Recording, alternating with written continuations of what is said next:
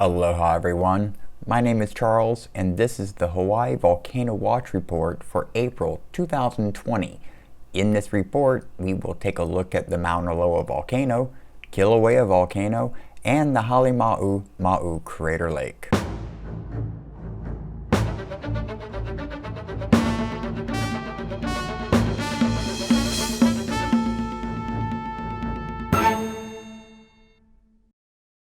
I open this report with an update on the Mauna Loa Volcano based on the HVO statement published Thursday, April 9th, 2020.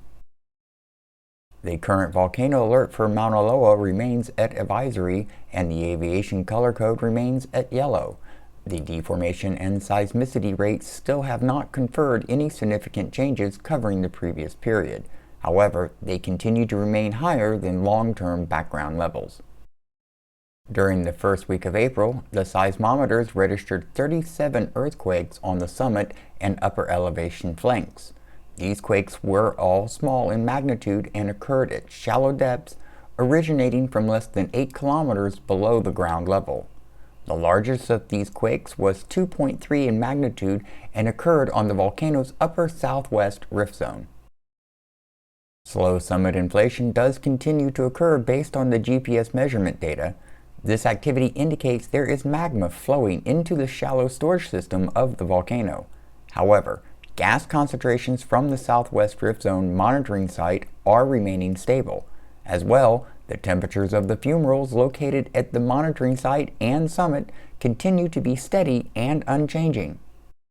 Well, that does it for the Mauna Loa Volcano. So now we will move on to the Kilauea Volcano and see what is happening there.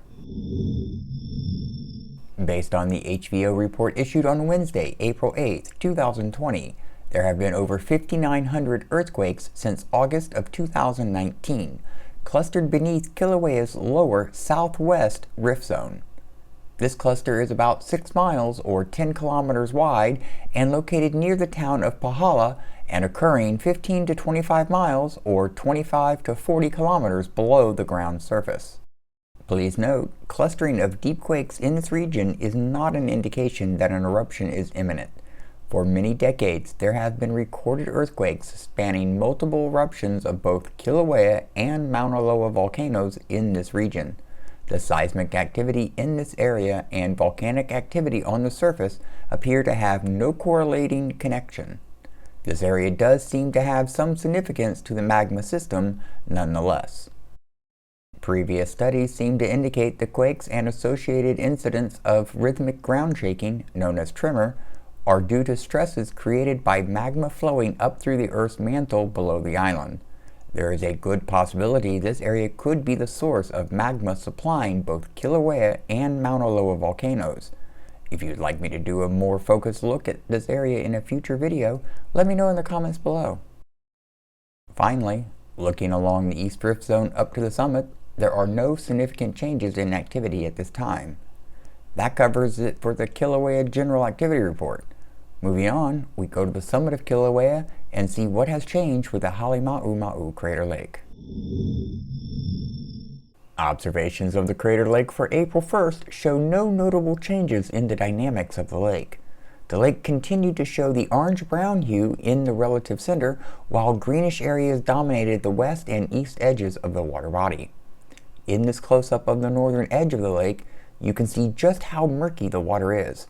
This photo is an excellent example showing how the lake water contains a large amount of dissolved material. Though this area looks desolate, there is still life inhabiting the area. In this photo, you can see a white-tailed tropic bird flying in the crater. USGS reported the winds were calm this day, which allowed them to hear their calls easily while taking measurements of the lake. On April 6, USGS was able to take measurements of the crater lake once again. The analysis of the results shows the water level in the crater continues to rise at a slow speed with no other significant changes reported. However, the color of the water does tend to change from day to day. On the 6th, the lake water had a browner hue as compared to the observations of April 1st when the color was more greenish yellow. Moving on to April 9th, Observations revealed no notable changes other than the slow, continuous rise of the water. Even though the color of the water tends to change between observations, it still appears to be within the range of what is considered normal variations over recent months. The true meaning of this color change has yet to be fully understood. We end our look at the Halema'uma'u Crater Lake with two separate photographic comparisons. The first one is 4 images taken on April 1st, 6th, 9th, and 13th. In these images, it is easy to see the color changes of the lake over these 2 weeks, with patches of the water varying from greenish to brownish hues. Sharp color boundaries have also persisted in the same general areas of the pond for many months now. Samples of water collected in January from these different colored areas show only slightly different chemistries in their compositions. In the second photo comparison, the first image is from November 1st, 2019, and shows the water level at that time. I have added a white line to the right of the water. It shows the level the water will reach by March 26, 2020, which is about 46 feet or 14 meters, as shown in this next image. The increase in level is equivalent to about 2 feet or 67 centimeters per week. It is a dramatic change in appearance between these 2 days, and indeed illustrates the rate at which the water has risen. Do you want to get access to exclusive content, early access to select content, and more? Then you need to go to the official Doing Hawaii website at doinghawaii.net and subscribe today. Now, if you enjoyed this video, let me know by showing the thumbs up button some aloha, and for notifications when new reports are available, click that subscribe button and bell icon. Finally, for great merch like t-shirts, photo prints, and more, check the description below for links to my online stores. That'll do it for this edition of the Hawaii Volcano Watch Report. Mahalo for watching, and have an amazing morning, afternoon, or evening.